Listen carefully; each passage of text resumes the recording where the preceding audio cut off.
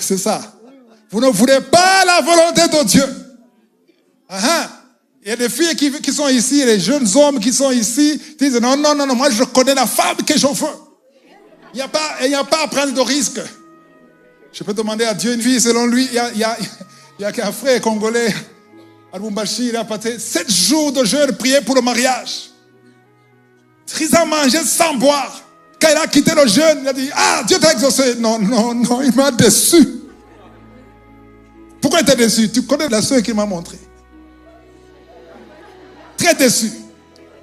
Alors, tu voulais quoi? Non, moi je connais. Il a dit, moi je connais mes préférences. Mais ce que Dieu m'a donné n'a rien à voir. Alors, on était intéressé de savoir qu'est-ce que Dieu a donné. Et tout ce qu'il a été écrit, c'était des choses charnelles, physiques. Alléluia. Donc, Dieu ne raisonne pas comme nous. Ses pensées ne sont pas nos pensées. Ses voix ne sont pas nos voix. Mais Dieu connaît ce qui est mieux pour toi. Comme toi, tu connais ce qui est mieux pour ton enfant, il connaît ce qui est mieux pour toi. Il y a une autre femme qui m'a dit un jour, ne jouez pas avec la volonté de Dieu. Il ne faut même pas prononcer ça, c'est dangereux. Elle était sincère. Je dis, pourquoi? Moi, j'ai demandé la volonté de Dieu et c'est le mari que j'ai maintenant. Et je lui ai dit, si c'est la volonté de Dieu, c'est le meilleur pour toi. Alléluia. Tu peux avoir un mari difficile parce que Dieu veut travailler ton caractère. Et quand tu auras gagné le test, il va le changer. Parce que Dieu peut changer le roc. Dieu peut changer le cœur du Pharaon. Rien n'est impossible à Dieu. Dis à ton voisin, Dieu ne se trompe jamais. Alléluia. N'ayez pas peur de préciser que c'est la volonté de Dieu. N'ayez pas peur. Parce que quand tu as peur, tu es charnel. Donc tu veux ta chair. Tu veux la réalisation de tes rêves. Alléluia. Je ne sais pas, ici, il doit y avoir très peu de personnes qui sont plus ambitieuses que moi je l'étais quand je suis venu à Christ. J'étais un rêveur. Et je voulais réaliser les choses que je voulais. Amen. Et voilà pourquoi j'ai traîné dans le désert. Parce que le désert, c'était combien? C'était une marche de 11 jours, 2 semaines maximum. On était dans la terre promise. Mais 40 ans, pourquoi? Têtu. Et ils se lamentaient et ils voulaient la réalisation de leurs rêves. Ils ne pensaient qu'à l'Égypte. Ils pensaient aux poissons, ils pensaient aux concombres. Ils étaient fatigués de la manne. Alors que Dieu était avec eux. L'ange de l'Éternel était devant. Amen. Waouh. Il y a un exemple que je vais vous partager. Je suis sûr que vous, la plupart ici, ont déjà lu tout le livre de Jean. Et le chapitre 4. Je vais vous montrer quelque chose de très intéressant qui montre que souvent, on n'a pas la foi et il y a beaucoup de choses qu'on n'a pas à cause du manque de la foi. Amen. Donc c'est dans Jean chapitre 4. C'est l'histoire d'un officier romain. Vous connaissez, il y a un officier romain qui avait un serviteur qui était malade. Vous vous souvenez de lui? Qui a dit à Jésus, moi je suis aussi un officier. Je dis aux soldats, à gauche ils vont à gauche, à droite ils vont à droite. Amen. Tout ce que je dis, ils exécutent. Alors il a dit à Jésus, non, tu n'as pas à venir chez moi. Dis seulement un seul mot. Et mon serviteur sera guéri.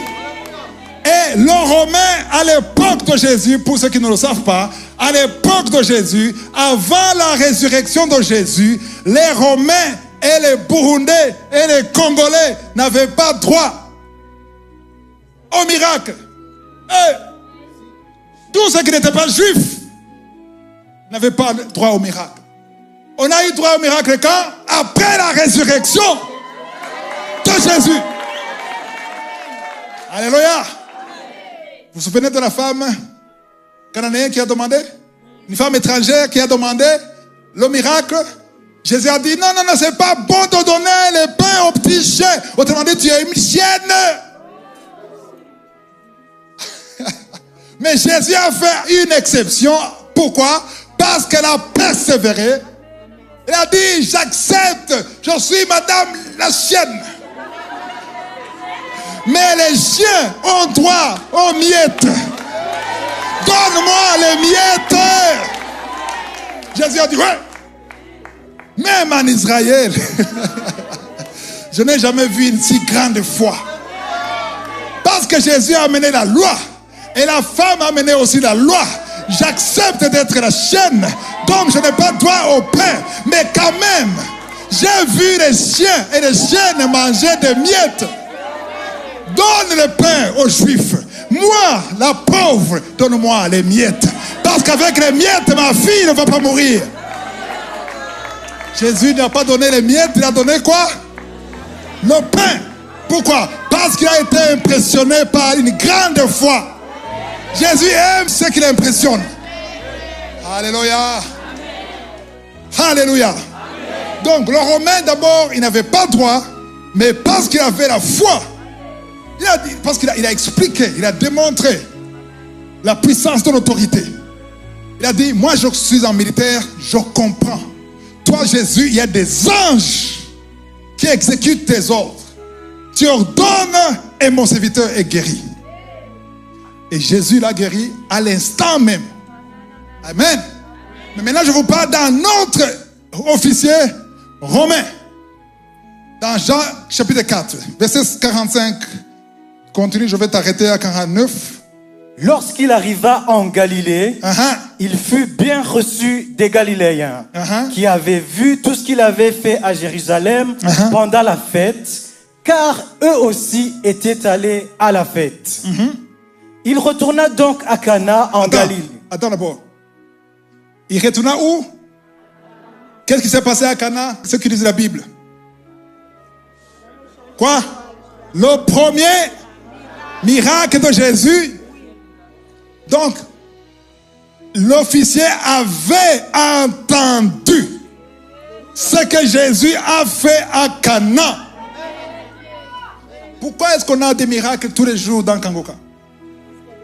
Lundi, en français, c'est avant midi et le soir. Jusqu'à vendredi, matin, soir. Matin, soir. Matin, soir. Même samedi. Pourquoi tous ces miracles? À cause de ceux qui témoignent. C'est pas à cause de moi. Voilà pourquoi je vous demande toujours de témoigner. Parce que quand tu témoignes, tu crées un nouveau témoignage. Donc, il a entendu et il a cru. C'est pas tout le monde qui va entendre, qui va croire. Mais il y a ceux qui entendent et qui ont la foi. Donc, où il avait changé l'eau en vin, ça a créé la foi dans un étranger qui prie à notre Dieu peut-être. Amen. Il y avait à Capernaum un officier. Il y avait à Capernaum un officier du roi dont le fils était malade. Ayant appris que Jésus était venu de Judée en Galilée, il alla vers lui et le pria de descendre et de guérir son fils qui était près de mourir. Donc il est allé supplier, il est allé demander. C'est comme toi quand tu pries, tu demandes à Dieu d'intervenir. Amen. Donc il avait la foi parce qu'il disait, je n'ai jamais entendu un homme qui change l'eau en vin. Et non seulement l'eau en vin, mais le vin qui est mieux que l'ancien. Ok. Il a dit que si vous voulez... verset 48. Jésus lui dit, si vous ne voyez des miracles et des prodiges, vous ne croyez point. Alors, jusque-là, si c'était toi, tu allais faire quoi? Tu viens demander à Jésus de guérir ton fils et il dit, si vous ne voyez pas de miracles et de prodiges, vous ne croyez pas. Autrement dit, vous êtes incrédules.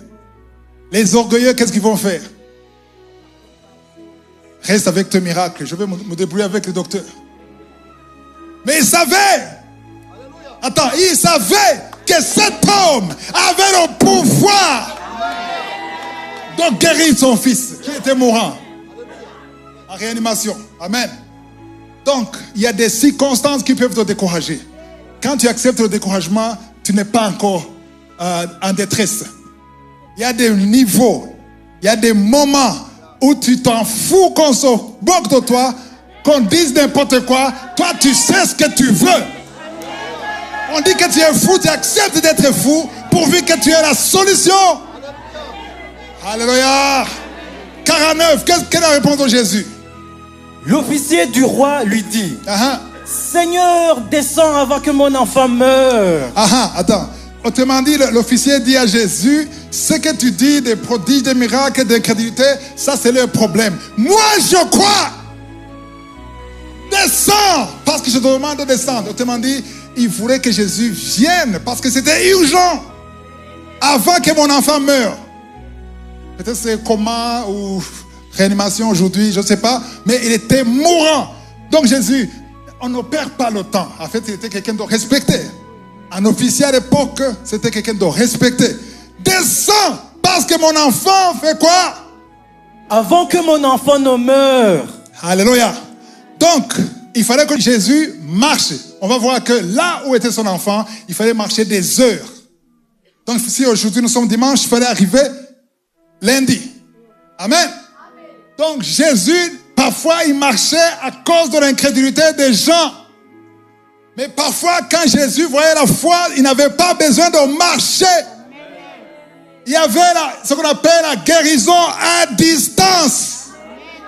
Donc, on comprend que la guérison à distance n'a pas commencé avec Kangoka. Même à l'époque de Jésus, il y avait la guérison à distance. Parce qu'il y a des gens qui disent, non, comment est-ce que quelqu'un qui est au Burundi peut prier pour moi et moi je suis en Chine? Non, parce que Dieu est partout. Les anges sont partout. Dieu est omniprésent. Il est jamais. Quand Jésus a vu qu'il avait la foi, qu'est-ce qu'il a dit? Verset 50. Attends, dis à ton voisin, écris 50. 50, c'est le plus important. Va, lui dit Jésus. Ton fils vit. Attends, ton fils n'est pas mourant, mais il vit. Autrement dit, ton fils est guéri. Je connais ceux qui disaient, oui, je sais qu'il vit, mais quand même, il est mourant. Amen. Mais quand Jésus dit vie, quand quelqu'un vit, il n'est pas mourant, il n'est pas malade. S'il était malade et que la bouche de Jésus a dit, il vit. Tu as un enfant qui est malade, tu as un parent qui est malade, tu as un ami qui est malade. Et tu viens à Jésus. Tu dis, prie, Seigneur, viens sauver mon ami. Viens sauver ma femme. Viens sauver mon mari. Et Jésus te dit, va, il vit. Ça veut dire quoi? Il ne mourra pas. Il est en bonne santé. Pourquoi? Parce que ça vient de la bouche. Quand Pierre a dit, Jésus, si c'est toi, appelle-moi. Pourquoi Pierre a dit ça? Qu'est-ce qu'il voulait? Il ne voulait pas marcher sur l'eau. Il ne voulait pas marcher sur l'eau. Il voulait marcher sur quoi? Sur la parole qui sort de la bouche de Jésus. Jésus dit, ton fils vit. Et qu'est-ce qui s'est passé après? Cet homme crut à la parole que Jésus lui avait dite et s'en alla. Répète ça, répète ça. Cet homme crut à la parole que Jésus lui avait dite et s'en alla. Wow! Vous trouvez ça normal? Très peu de gens ont compris. Cet homme crut en quoi? Quelle parole? Pas n'importe quelle parole. Que Jésus avait dite. Et après avoir cru, il a fait quoi? Je rentre chez moi. Yeah! Tout le chemin, il était convaincu, il avait l'assurance. Il ne pensait pas à la mort de son fils, il pensait à la parole qui est sortie. Qu'est-ce que la parole de Dieu dit sur ta vie? Qu'est-ce que Dieu a dit sur ta vie? Qu'est-ce que Dieu dit sur tes enfants? Qu'est-ce que Dieu dit sur ta santé? Qu'est-ce que Dieu dit sur ta situation sociale? Oh! Pourquoi tu penses à ce que tu vois? Pense à ce qu'il a dit. Pense à ce que la parole de Dieu dit. Pense aux promesses de Dieu. L'homme a marché pendant des heures. Il sifflait, oh, oh, oh, il est guéri. Mon enfant est guéri. Les gens qui le voyaient, qu'est-ce qui te prend? Vous savez quoi? Mon enfant était mourant. Mais il est guéri. À l'époque, il n'y avait pas WhatsApp. Il n'y avait pas de téléphone pour appeler. Mais il était convaincu. Si c'était toi, tu allais appeler. Même s'il est en France, tu appelles. Est-ce que mon enfant vit? Non. Il n'y avait pas de téléphone. Il n'y avait pas de WhatsApp. Mais il y avait la foi. Amen. Il a marché pendant des heures.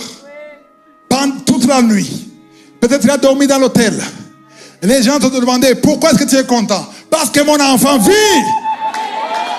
Qu'est-ce qui te fait croire qu'il vit? J'ai vu quelqu'un qui a changé l'eau en vin.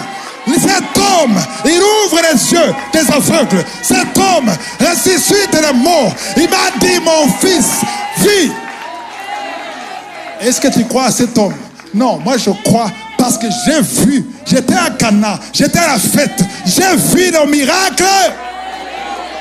Personne ne va pas me dire que c'est faux parce que je l'ai vu moi-même. Alléluia. Nous savons que Jésus est ressuscité des morts. J'aime beaucoup ce là où il dit, il a cru à la parole que Jésus lui avait dite et il s'en alla. 51. Comme déjà il descendait, ses serviteurs venant à sa rencontre, ces serviteurs qui venaient de chez lui, à des kilomètres, et ils sont venus le chercher pour lui donner la bonne nouvelle. Qui a connu la bonne nouvelle le premier? Non, Jésus il est la bonne nouvelle. Qui a entendu la bonne nouvelle au premier? Le papa. Amen. Et ces serviteurs n'ont pas entendu la bonne nouvelle, ils ont vu la bonne nouvelle. Ils ont vu la guérison de son fils qui était mourant. Mais ils savaient que l'homme est allé chercher qui? Jésus. Et ces serviteurs se sont précipités pour aller chercher le patron, pour l'impressionner, la surprise. Mais ils ne savaient pas qu'il a déjà la bonne nouvelle avant eux. Le monde ne sait pas que nous avons la bonne nouvelle sur nos vies. Le monde dehors se lamente, plein d'amertume avec ce qui se passe dans le pays. Mais nous avons la bonne nouvelle en nous. Le jour où les choses changeront, ils vont jubiler, ils vont courir dans la rue. Mais nous le savons avant que ça arrive. Amen. Cet homme avait déjà l'information. Il a marché pendant des heures avec l'information. Il a passé la nuit dans l'hôtel avec l'information. Amen. Les autres sont venus croyant le surprendre. Amen. Espérant lui donner la bonne nouvelle qu'il a déjà. Alléluia. Qu'est-ce qui s'est passé, Karel? Lui apportèrent cette nouvelle. Quelle est la nouvelle? Ton enfant vit. Les pauvres, ils ont été déçus. Ton enfant vit, patron, je vais avoir un salaire, hein? Je vais avoir la promotion. Petit, asseyez-vous d'abord. Je vais vous parler. Ce que vous dites là, je l'ai su avant vous. Avant nous, oui. Je vais vous le prouver. Et tu dis, non, patron, avec tout le respect que nous te devons, quand même, nous savons qu'à l'enfant, je vous ai dit, asseyez-vous, je vais vous prouver que moi j'ai appris la nouvelle. Si c'était aujourd'hui, on a dit, quelqu'un a téléphoné. Il n'y avait pas de téléphone. Il n'y avait pas moyen d'écrire lettre. La lettre, ça faisait le temps de marcher. Comment est-ce qu'il a... Ils se sont demandé, ça c'est pas écrit. Ils se sont demandé, comment est-ce qu'il a su? Il a dit, je vais vous prouver comment je l'ai su. 52. Il leur demanda une question. À quelle heure ils s'étaient trouvés mieux. Donc, démonstration de force. Démonstration de puissance. Vous étiez à côté de mon enfant, d'accord? Oui, patron. C'est à quelle heure que l'enfant a été guéri? Autrement dit, l'homme voulait, avant de témoigner, de donner un témoignage précis. Voilà pourquoi quand je dis que si tu as le cancer, ou le sida, ou l'hépatite C, ou le diabète, va chez le médecin, qu'il fasse encore le test, et qu'il te donne le test négatif, et que tu prends, et après tu vas prendre ton téléphone, et tu vas témoigner en disant, je suis allé voir le même docteur, et il a confirmé. Il m'a même posé la question, qu'est-ce qui s'est passé? C'est l'occasion de prêcher Jésus. Parce que moi, parfois, je suis un peu frustré quand j'entends les gens qui témoignent, ils disent, tous les docteurs étaient surpris, et la personne dit, Mais moi, dans mon cœur, je savais ce qui s'est passé. Quoi dans ton cœur? Ou parle. Témoigne. Il va se moquer de toi, ça va. Ce n'est pas le premier. Jésus, on s'est moqué de lui. Mais parle, c'est Jésus qui m'a guéri. Alléluia. À quelle heure il s'est trouvé mieux? Et continue. Et il lui dit, hier, à la 7e heure, non. Hier, continue. Hier, à la 7e heure, la fièvre l'a quitté. Alléluia. La 7e heure. La 7e heure, c'est quelle heure? C'est sabbat. 13 heures. Même en Israël, c'est ça sabbat. Alléluia. L'enfant a été guéri à 13 heures. Nous sommes dimanche. Alléluia. Il rencontre ces gens lundi et ils disent hier dimanche à 13 heures. Mais c'est à 13 heures que Jésus a dit va, ton enfant vit. Wow! Alléluia! Est-ce qu'on a vu le patron dire oui, c'est vrai. Oh, gloire à Dieu. Non, il a dit à quelle heure? Moi, j'ai déjà digéré ça.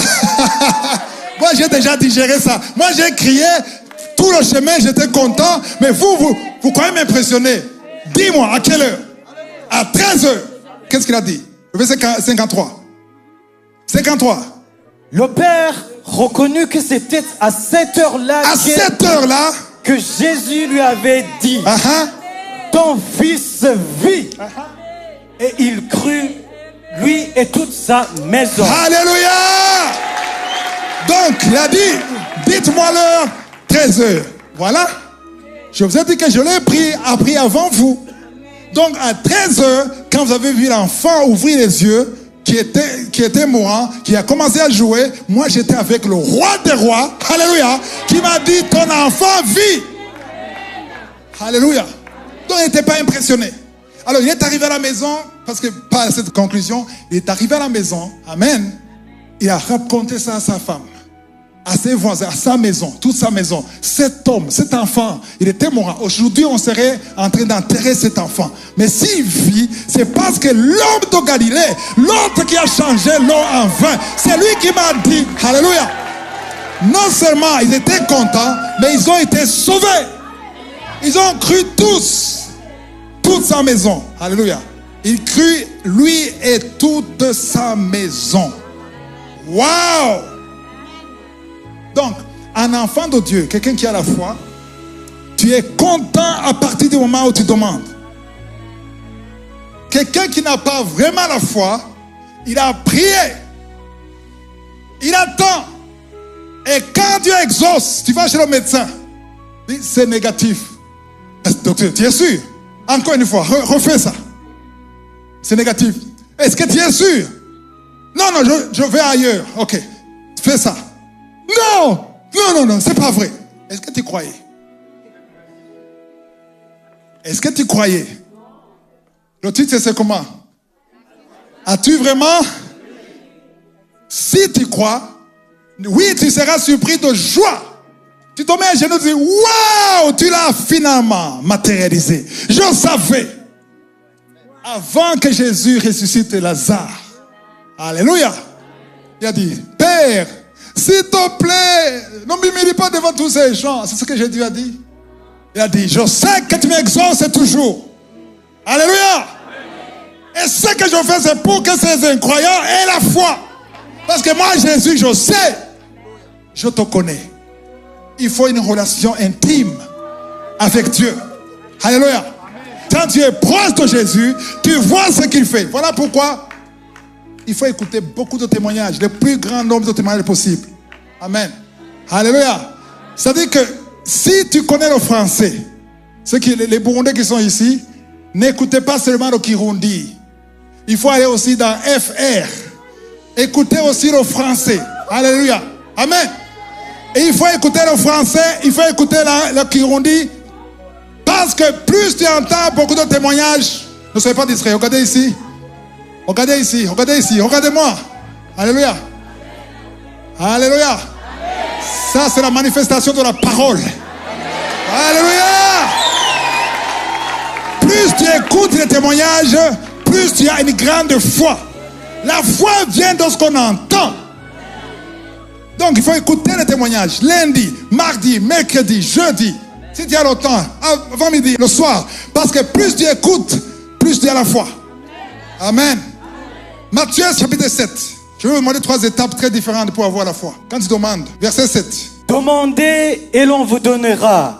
Demandez et on vous donnera. Cherchez. Attends. Demandez et on vous donne. Donc ça dit que quand est-ce qu'on vous donne par rapport à ce qu'on a déjà dit? On vous donne quand? Est-ce qu'on te donne parce que tu te demandes? Et où est-ce que tu as mis aussi la condition? Il y a une condition. Oui ou non? Quelle est la condition? La volonté de Dieu. Donc tout ce que tu demandes selon la promesse de Dieu. Amen. Tu veux la guérison. Jésus a été crucifié pour qu'on soit guéri. Alléluia. Tu veux le mariage. Dieu n'est pas contre le mariage. Amen. Tu veux la délivrance. Tu es lié par le diable. Dieu n'est pas contre la délivrance. Donc tu demandes quelque chose qui est conforme à la volonté de Dieu. Quand tu demandes, la réponse n'est pas non, n'est pas peut-être. La réponse est oui. Amen, amen. Donc quand tu demandes selon la promesse de Dieu, tu as reçu, on te donnera. Donc la première chose, demandez, on vous donnera. La deuxième chose, Karel. Cherchez et vous trouverez. Cherchez et vous verrez quoi? Ok, ça c'est un peu compliqué. Je sais que pendant beaucoup d'années, des décennies, je disais ce passage, je ne comprenais pas. Amen. Mais le Saint-Esprit m'a donné un exemple. Je vais vous donner l'exemple pour mieux comprendre. Alors, tu es dans ce quartier, ici, Kigobe, quelqu'un est à Kanyosha. Tu l'appelles et tu dis, j'ai besoin d'argent. Il te dit, j'ai un chèque, tu as besoin de combien? J'ai besoin, tu dis le montant. Il écrit sur son chèque, il signe, et tu sais que c'est quelqu'un de sérieux qui ne ment pas. Non seulement il ne ment pas, mais il a l'argent. Et il te promet le chèque. Il te dit, moi je vais à l'aéroport, je quitte le pays, je laisse le chèque à mon serviteur, viens le prendre. Amen. D'abord, après la conversation, tu es content, oui ou non? Est-ce que tu as l'argent? Mais tu as la promesse. C'est une promesse sûre. Alléluia. Et après quelques 10 minutes, il est à l'aéroport, il prend l'avion, il part. Et toi, qu'est-ce que tu dois faire? Tu n'as même pas l'argent du bus, tu marches jusqu'à Kanyosha pour prendre le chèque. Oui ou non? Oui. Tu vas marcher. Même s'il pleut, tu vas marcher. Parce que tu as besoin de cet argent. Tu arrives, oui. Alors, c'est pour ça qu'il a dit, demande et on vous donne. Cherchez. Et vous trouverez. Donc, il y a demandé d'abord, tu as reçu. Oui ou non? Mais pour avoir, il faut aller chercher. Donc, ce que Dieu te donne, il y a ta part. Tu dois faire quelque chose. Oui ou non? Il y a un exemple. Je ne sais pas si c'est une blague. Une femme qui voulait un enfant. Elle est allée avec son mari. Ils ont prié. Seigneur, nous voulons un enfant. La parole est sortie. Vous avez un enfant. C'est juste pour illustrer. Ils arrivent à la maison. Chérie, tu as entendu? Dieu nous a donné un enfant. À partir de maintenant, alors nous dormons, c'est tout. Dieu a déjà donné un enfant. Au lit, elle regarde là-bas, l'homme regarde là-bas. Non, nous avons un enfant, oui ou non? Est-ce que tu as la foi? Oui, j'ai la foi. Attendons l'enfant. Est-ce qu'ils auront l'enfant? Pourtant, Dieu a donné un enfant. Il a donné l'enfant. Il faut faire quoi? Il faut chercher. Alléluia. Il faut chercher. Alléluia. Si tu ne cherches pas, tu ne trouves pas. D'abord, je vais dire